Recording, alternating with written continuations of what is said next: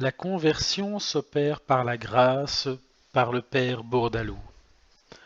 Il ne faut pas s'étonner que la grâce, qui est le principe de notre conversion, ait pour premier caractère la douceur, puisqu'elle procède immédiatement du cœur de Dieu et que c'est le terme de son amour le plus pur pour nous.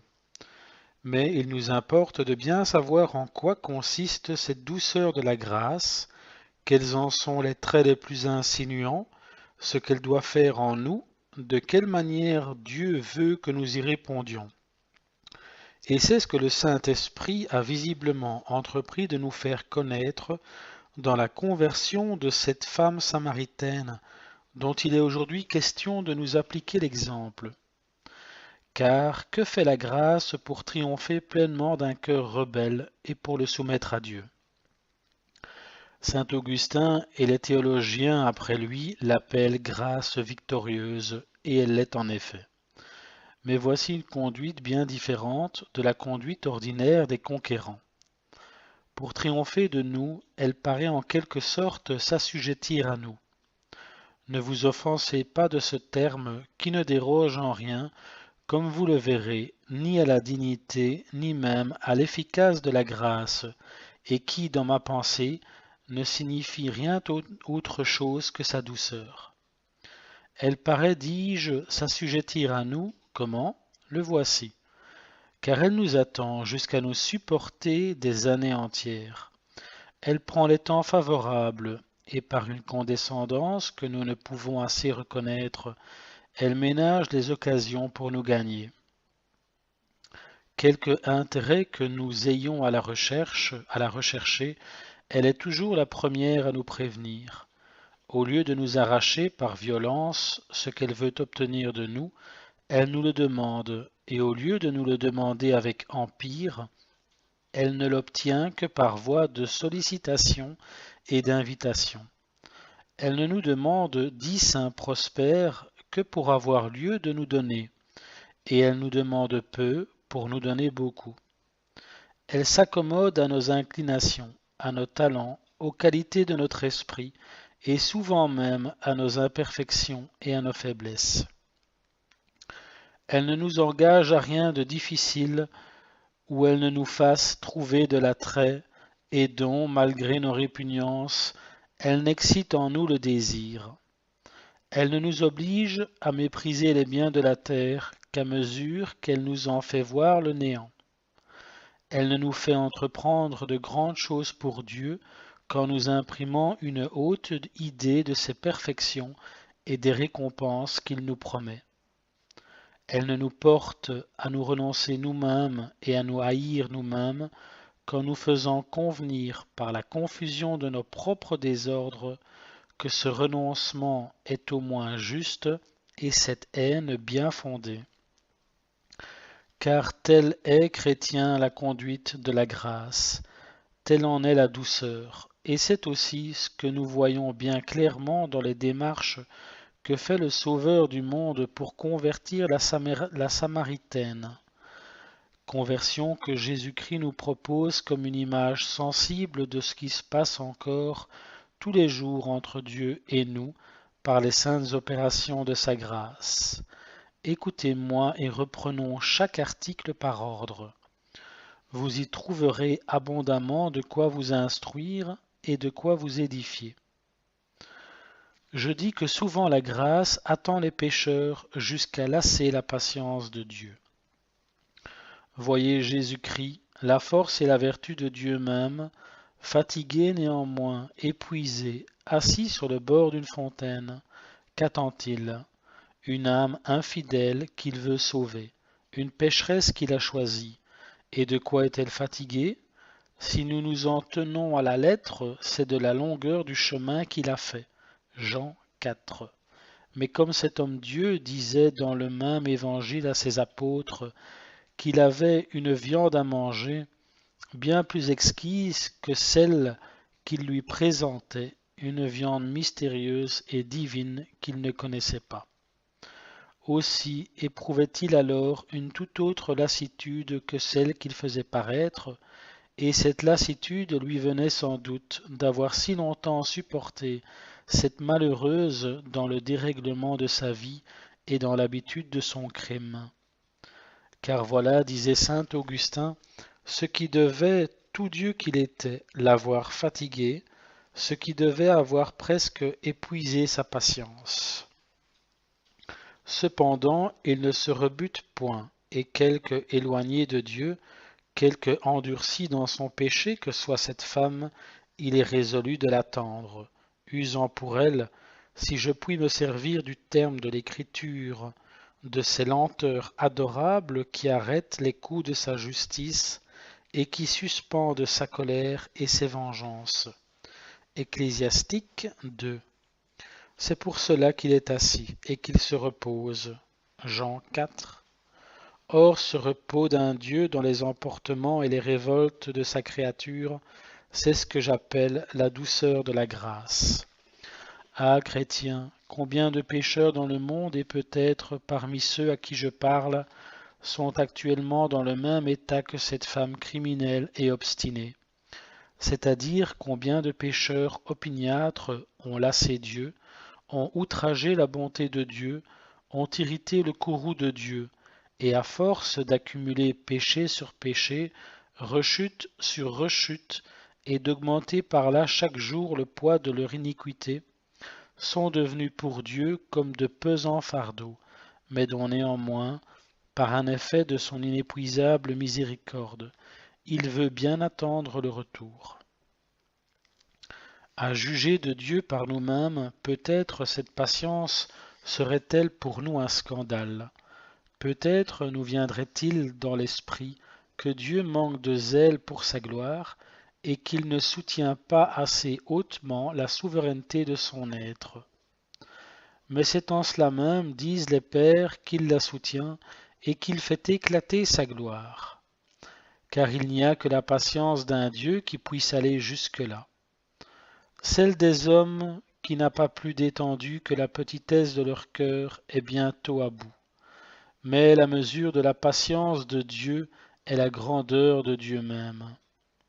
En effet, continue saint Augustin, Dieu est patient parce qu'il est éternel. Il est patient parce qu'il est fort, et il est patient parce qu'il est Dieu.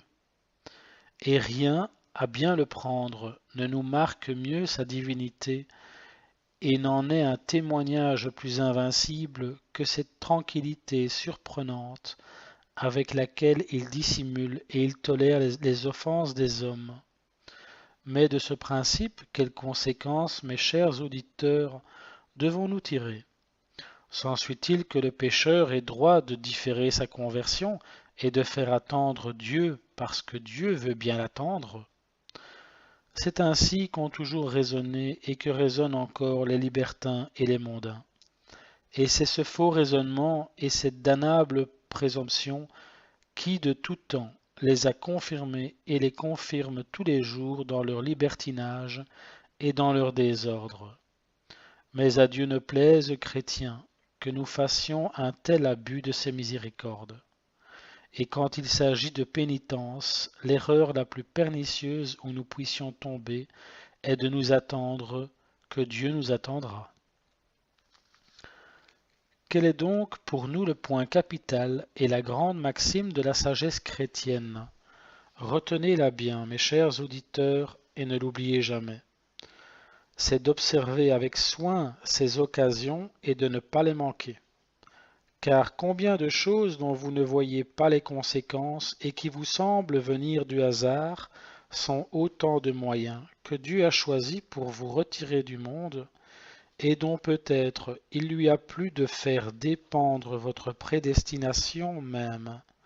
Par exemple, l'engagement que vous avez avec ce serviteur de Dieu, ce livre de piété que vous goûtez, ce sermon édifiant et convaincant que vous entendez, cette mort subite qui vous effraie, cette perte de bien qui vous afflige, cette disgrâce qui vous humilie, cette infirmité qui, malgré vous, vous réduit à mener une vie plus réglée et vous empêche de vous porter aux mêmes excès.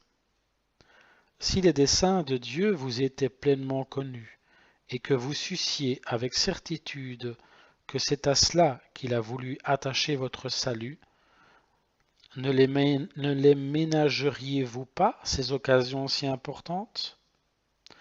Or, vous n'en savez que trop, pour y adorer au moins les conseils secrets de cette providence toute paternelle qui vous gouverne, et si vous n'en savez pas davantage, c'est ce qui vous oblige encore à vivre dans une dépendance plus absolue que cette grâce en qui vous vous confiez. Mais si c'est une occasion de salut, me direz-vous, et que Dieu y ait attaché la grâce de ma conversion, il est sûr que je me convertirai. Je le veux, chrétien, mais il n'est pas moins sûr que vous ne vous convertirez jamais sans un bon usage de cette grâce et de l'occasion où elle vous est préparée. Car de quelque nature que soit cette grâce, il est de la foi que son effet ne peut être séparé de votre fidélité, et de quelque manière qu'elle agisse, il en faut toujours revenir aux deux paroles du Sauveur des hommes, en Matthieu 26, veillez et priez. Priez parce que vous ne pouvez rien sans la grâce, et veillez parce que la grâce, toute puissante qu'elle est, ne fait rien sans vous. Priez afin qu'il y ait pour vous un temps et un jour de salut, et veillez afin que ce jour de salut ne vous échappe pas. Voilà en deux mots les deux points fixés et tout le précis de la théologie d'un chrétien. Poursuivons. J'ajoute que la grâce qui opère notre conversion, quelque intérêt que nous y ayons à la rechercher, est toujours la première à nous prévenir. Et c'est dans la doctrine des pères ce qu'elle a de plus essentiel. Car si je pouvais la prévenir, dès là elle ne serait plus grâce, parce qu'elle supposerait en nous le mérite de l'avoir prévenue. Je sais que nous pouvons, quoique pécheurs, chercher Dieu par la grâce et le trouver. Mais, reprend saint Bernard, nous ne chercherions jamais Dieu par la grâce si Dieu, par une autre grâce, ne nous avait lui-même cherchés. Or, c'est ce qui paraît sensiblement dans la conversion de cette femme de Samarie. Le Fils de Dieu n'attend pas qu'elle fasse quelque avance pour venir à lui. Il l'aborde, il lui parle, il l'engage, sans qu'elle y pense, dans un entretien qui doit être le principe de son salut. Tel est le mystère et le prodige tout ensemble de la charité de mon Dieu, de vouloir bien prévenir lui-même des pécheurs, c'est-à-dire de vouloir bien rechercher lui-même de viles créatures, de vouloir bien appeler lui-même des âmes ingrates et rebelles, des âmes criminelles et dignes de toutes ses vengeances, des âmes faibles et inconstantes, dont peut-être il prévoit les infidélités et les rechutes. De les rechercher, dis-je, et d'aller au-devant d'elles, dans un temps où elles ne pensent point à lui. Je dis plus, dans un temps où elles s'éloignent de lui, où elles se soulèvent contre lui, ou même elles ont en quelque sorte horreur de lui. Ah Seigneur, puis-je m'écrier ici, touché du sentiment de saint Bernard et en m'appliquant ce dogme de notre religion si opposé au pélagianisme, ah Seigneur, est-il donc vrai que, tout aimable que vous êtes, je ne puisse de moi-même vous aimer, et que ma misère aille encore jusqu'à ne pouvoir désirer d'être aimé de vous si vous n'excitez en moi ce désir? Est-il donc vrai que, tout Dieu que vous êtes, vous soyez dans la nécessité de faire les premières démarches pour me réconcilier avec vous, ou de m'avoir éternellement pour ennemi? Ne serait-ce pas assez que vous fussiez disposé à me recevoir?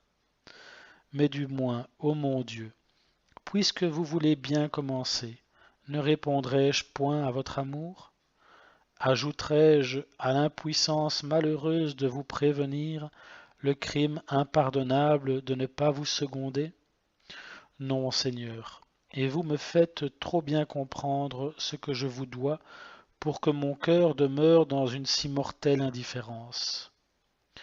puisqu'il est de l'honneur de votre grâce que ce soit elle qui me recherche.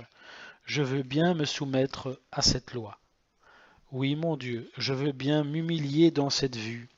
Je veux bien reconnaître devant vous ma faiblesse et me confondre dans la pensée que de moi-même je ne puis faire un pas pour aller à vous, et qu'avec toutes vos perfections je ne puis vous aimer si vous ne m'aimez, et si vous ne m'aimez avant que je vous aime. Mais du reste, Seigneur, ce sera pour moi un puissant motif de reconnaissance et de fidélité, et le souvenir de votre infinie miséricorde en me cherchant malgré toute mon indignité, en me prévenant, en me remettant dans vos voies, m'attachera désormais à vous d'un lien si étroit que la nature, que la passion, que le monde, avec tous ses charmes, que rien, quoi que ce puisse être, ne pourra le rompre. Tel est le fruit que l'âme chrétienne doit tirer de ce point de foi utilement et solidement médité. Mais comment, mais encore, comment est-ce que la grâce nous prévient? Est-ce avec autorité et avec empire? Non, dit le prophète royal, mais par des bénédictions de douceur. Psaume 20. Car s'il nous prévient, c'est en nous demandant ce qu'elle veut obtenir de nous, et en cela, remarque saint Prosper, consiste la différence de la grâce et de la loi. La loi commande et la grâce invite. La loi menace et la grâce attire. La loi contraint et la grâce engage. Or, c'est ce mélange de la loi et de la grâce qui fait tout le mystère de l'aimable et souveraine domination de Dieu sur nos cœurs.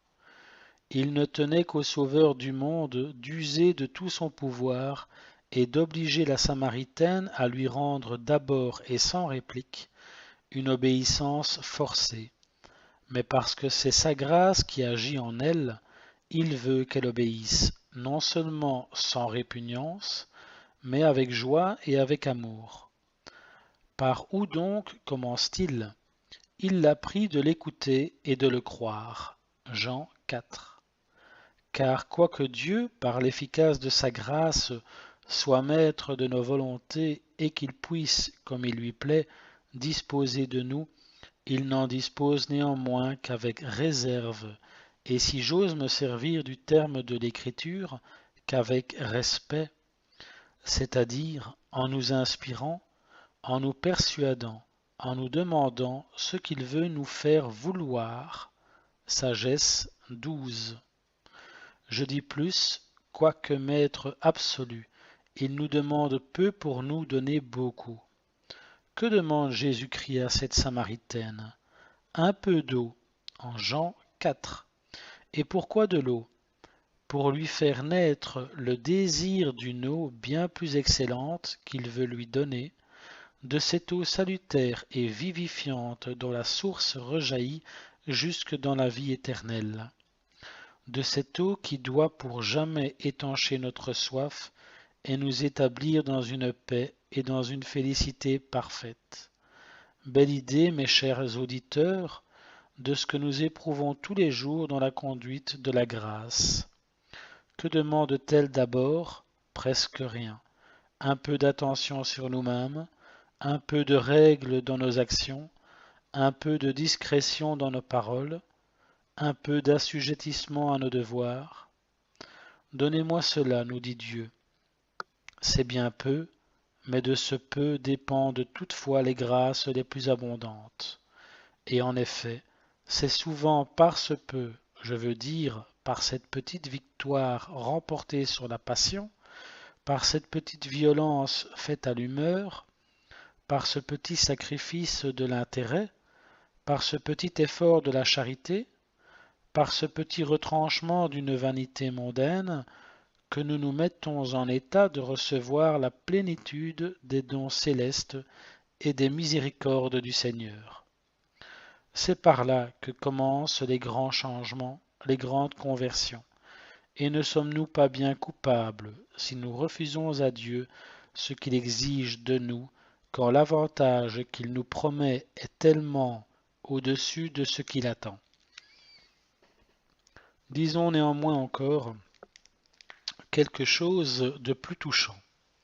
Je prétends avec saint Chrysostome que la grâce, pour agir avec plus de douceur, s'accommode à nos inclinations, à nos goûts, à nos talents, et même en quelque sorte à nos faiblesses, à nos imperfections, à nos défauts. J'en ai la preuve dans cette femme de notre évangile.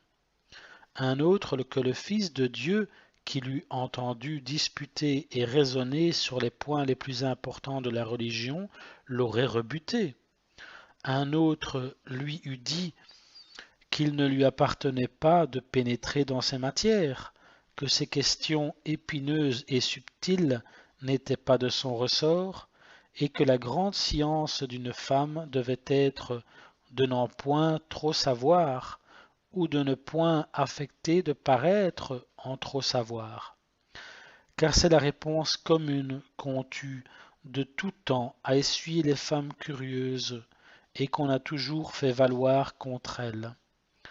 Mais notre divin Maître n'ignorait pas que ce n'est point ainsi qu'on les convertit, et que cette réponse mortifiante pour elles, bien loin de les corriger, ne sert qu'à les aigrir et à les irriter.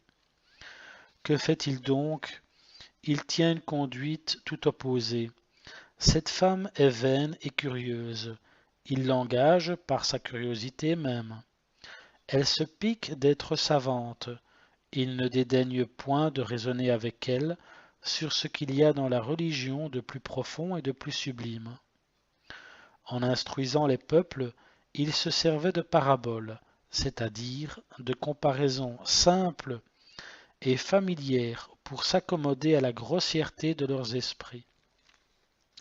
Mais il n'entretient celle-ci, toute pécheresse qu'elle est, que de matière élevée et en des termes proportionnés à la grandeur des sujets dont il veut bien conférer avec elle, de la nature de Dieu, de la perfection, de son être, de la pureté de son culte, de l'adoration en esprit, et par là il la détrompe, sans l'offenser, des fausses idées dont elle était prévenue touchant la divinité et les hommages que nous lui devons. Or, n'est-ce pas ainsi que la grâce agit et sur nos esprits et sur nos cœurs? N'est-ce pas ainsi qu'elle se conforme à nous, ne nous sanctifiant presque jamais? Entre parenthèses, remarquez ceci, je vous prie, fermez la parenthèse, ne nous sanctifiant presque jamais d'une manière contraire à nos inclinations naturelles, mais perfectionnant, selon Dieu, nos inclinations naturelles pour nous sanctifier. Sommes-nous ardents et agissants? Elle nous anime d'un saint zèle et nous porte à la pratique des bonnes œuvres.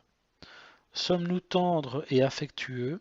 Elle nous inspire pour Dieu une tendresse d'amour qui nous fait quelquefois répandre à ses pieds des torrents de larmes.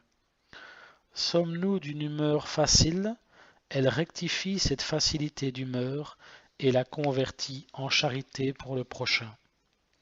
Sommes-nous d'un esprit rigide et sévère? Elle tourne cette sévérité en ferveur de pénitence. Elle prend, dit l'apôtre saint Pierre, par rapport à nous, autant de différentes formes qu'elle trouve en nous de dispositions différentes. 1 Pierre 4. Grâce qui nous engage à être saints comme on voudrait l'être, si Dieu nous en donnait le choix, et que nous n'eussions qu'à en délibérer avec nous-mêmes, afin, dit saint Chrysostome, qu'il ne nous reste nul prétexte pour nous dispenser de la suivre, puisqu'elle veut bien se servir de notre fond pour l'accomplissement de ses desseins. Puisqu'il n'y a rien dans nous qu'elle ne mette en œuvre pour l'ouvrage de notre salut, puisqu'elle ne demande point d'autre naturel que le nôtre, point d'autre complexion que la nôtre, point d'autre talent que les nôtres, pour faire de nous ce que Dieu veut que nous soyons. Enfin, puisque dans un sens que vous entendez assez, nous pouvons, en ne cessant point d'être ce que nous sommes, devenir par elle tout ce que nous ne sommes pas. Il est vrai, chrétiens, que par cette grâce, Dieu nous oblige à mépriser tout ce que le monde estime, à renoncer de cœur aux honneurs du monde, aux plaisirs du monde, aux biens du monde. Mais ici même, voyez encore et goûtez combien le Seigneur est doux. Psaume 33. Il ne nous oblige à mépriser le monde qu'après qu'il nous en a fait connaître par sa grâce l'illusion, qu'après nous avoir convaincus que le monde ne peut jamais nous rendre heureux. Il ne nous oblige à renoncer au monde qu'après nous avoir ôté, par sa grâce, l'estime et l'amour du monde. Or, il est aisé de renoncer à ce que l'on estime et l'on n'aime plus. C'est la sainte leçon que Jésus-Christ fait à la Samaritaine, Jean 4. Quiconque boira de cette eau aura encore soif, c'est-à-dire quiconque aura de l'ambition dans le monde, quelque grand qu'il puisse être, ne sera jamais content de ce qu'il est. Quiconque voudra s'enrichir dans le monde, quelque bien qu'il possède, n'en aura jamais assez à son gré, quoique sera esclave de ses sens, quoiqu'il ne leur refuse rien, ne les satisfera jamais. Quand je suis une fois persuadé de ce principe, je me détache de tout sans peine, et n'en sommes-nous pas invinciblement persuadés par la divine impression et les saintes lumières de la grâce? Il est vrai que cette grâce m'oblige quelquefois à faire pour Dieu des choses difficiles et pénibles, mais en même temps, elle m'y fait trouver de l'attrait, et comment? Par la grandeur des motifs qu'elle me propose et par l'espérance des biens inestimables qu'elle me promet. Jean 4. Si vous saviez, dit le Sauveur à cette femme, quel est celui qui vous parle, c'est-à-dire, si vous saviez, chrétiens, ce que c'est que Dieu, si vous saviez ce que Dieu a fait pour vous et ce qu'il mérite de vous, si vous saviez ce que vous avez à attendre de Dieu, si vous saviez les magnifiques récompenses qu'il réserve aux humbles, qu'il réserve aux pauvres, qu'il réserve à ceux qui souffrent et qui se mortifient pour lui. Si vous le saviez, ah, il n'y aurait rien à quoi vous ne fussiez déterminé, et les croix les plus pesantes vous deviendraient non seulement supportables, mais aimables dans la seule vue de lui plaire. Or, qui nous apprend tout cela? La grâce de Jésus-Christ. Il est vrai que cette grâce va, selon l'Évangile, jusqu'à nous inspirer la haine de nous-mêmes. Mais pour nous inspirer cette haine évangélique, elle nous fait convenir nous-mêmes de notre bassesse, de notre indignité, de notre corruption, de nos désordres.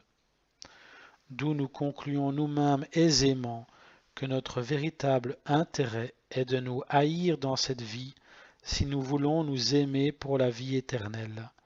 Aussi le Fils de Dieu, pour faciliter la pénitence à cette pécheresse de Samarie, lui fait-il faire à elle-même la confession de son crime, et, par la honte salutaire qu'elle en conçoit, la réduit-il, presque sans qu'elle l'aperçoive, à la nécessité de s'accuser, de se condamner, et par conséquent de se convertir, puisque c'est dans une sincère accusation et dans une parfaite condamnation de soi-même que consiste la vraie conversion.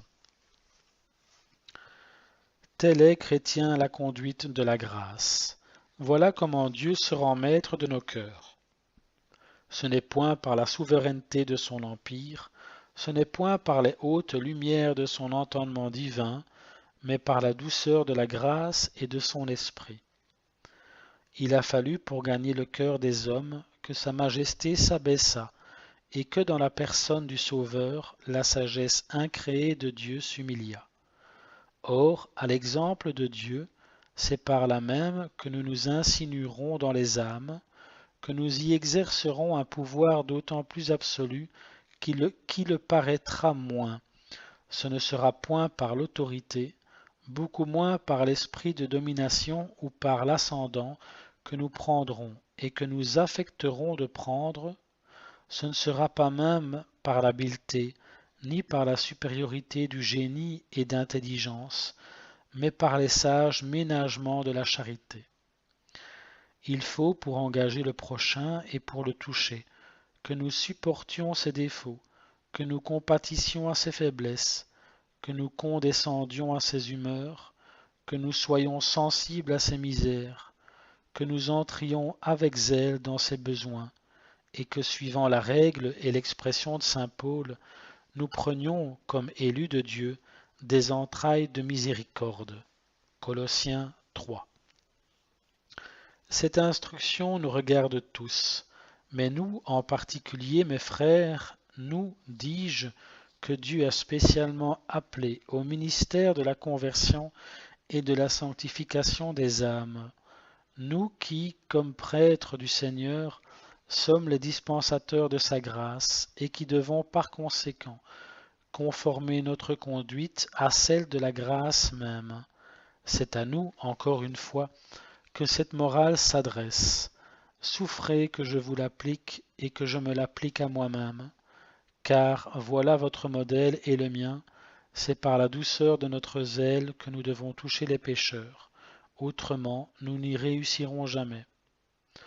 Ayez, si vous voulez, toute la science des docteurs, ayez toute l'éloquence des prophètes, parlez le langage des apôtres et même des anges. Si tout cela n'est assaisonné de la douceur évangélique, vous ne ferez rien. C'est elle qui doit nous préparer les voies et nous faire entrer dans les cœurs. Sans elle, on nous écoutera et nous viendrons à bout de tout le reste. Nous instruirons, nous convaincrons, nous confondrons, nous épouvanterons, mais nous ne convertirons pas. Sans elle, nous troublerons les consciences, nous désespérerons les faibles, nous révolterons les opiniâtres, mais nous ne les attirerons jamais à Dieu. Le Sauveur du monde ne parut sévère qu'à l'égard des pharisiens, de ces hypocrites qui, sous un masque de piété, en imposaient au peuple et le trompaient. Et par un secret jugement de Dieu, ce fut à l'égard des pharisiens que son zèle demeura sans effet. Je ne dis pas, mes frères, que nous devions flatter les pécheurs par de lâches complaisances. Vous n'ignorez pas combien j'ai ce sentiment en horreur. Je ne dis pas que nous ne devons point obliger les pécheurs à tout ce que l'Évangile a de plus austère, aux rigueurs de la pénitence, au crucifiement de la chair, à la mortification de l'esprit. Malheur à moi si j'en rabattais un seul point. Mais je dis qu'à cette sévérité, qui pourrait seule éloigner les pécheurs, il faut joindre cette douceur qui les ramène. Je dis qu'il faut proportionner cette sévérité aux dispositions des sujets, comme la grâce elle-même s'y accommode, et non pas l'appliquer sans discernement et sans prudence, aux uns trop, aux autres trop peu, à ceux-ci hors de leur état, à ceux-là par-dessus leur force. Je dis qu'il faut avoir de saintes adresses pour faire embrasser cette sévérité et même pour la faire goûter, montrant qu'elle est praticable et ne portant jamais les choses à des excès qui donnent lieu aux mondains de les traiter d'impossibles. Je ne dis pas encore une fois qu'il ne faille jamais user de sévérité dans la conduite des âmes, mais je dis que ce doit être une sévérité discrète, une sévérité qui se fasse aimer, une sévérité qui rende le joug de Dieu supportable, et non point une sévérité pharisaïque, une sévérité sans onction, une sévérité impérieuse, une sévérité sèche et rebutante, une sévérité qui ne pourrait convenir qu'à des esclaves, mais qui ne convient nullement aux enfants de Dieu. Plût au ciel, mes frères, que nous fussions tous bien persuadés de cette vérité, puisque rien ne contribuerait davantage à la sanctification du christianisme. Quoi qu'il en soit, Voici, mes chers auditeurs, ce qui nous rendra inexcusables au jugement de Dieu, l'infinie douceur avec laquelle Dieu nous gouverne.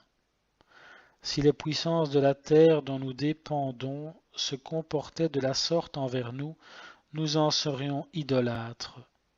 Dieu veut nous gagner par sa grâce, et nous lui sommes rebelles. Il me reste à vous montrer que cette grâce, quoique douce dans la manière dont elle engage le pécheur, n'en a pas moins de force dans son action, et c'est ce que vous allez voir dans la suite de notre évangile qui fera le sujet du second point. Quelque obscure que soit notre foi, si nous la regardons en elle-même et dans ses mystères, elle a cependant, selon la pensée de tous les théologiens, une espèce d'évidence dans ses motifs. Je veux dire que ce qu'elle nous révèle est au moins évidemment croyable par la qualité des motifs qui nous obligent à le croire.